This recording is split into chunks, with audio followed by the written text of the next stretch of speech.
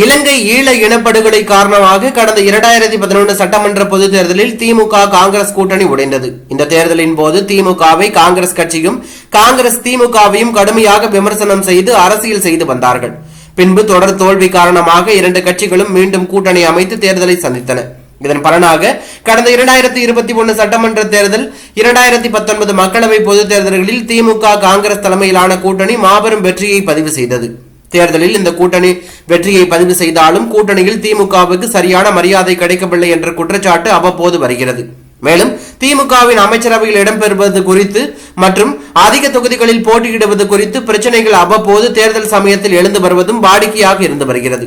இந்நிலையில் 2026 ஆண்டு அமையவுள்ள புதிய தமிழக அமைச்சரவையில் காங்கிரஸ் கட்சி இடம்பெற வேண்டும் என்றும் காங்கிரஸ் கட்சியின் எம்பி கார்த்திக் சிதம்பரம் பேசியிருப்பது பரபரப்பை ஏற்படுத்தி உள்ளது. வருகின்ற 2026 சட்டமன்ற தேர்தலுக்கு பின்பு தமிழக அமைச்சரவையில் காங்கிரஸ் கட்சி இடம்பெற வேண்டும்.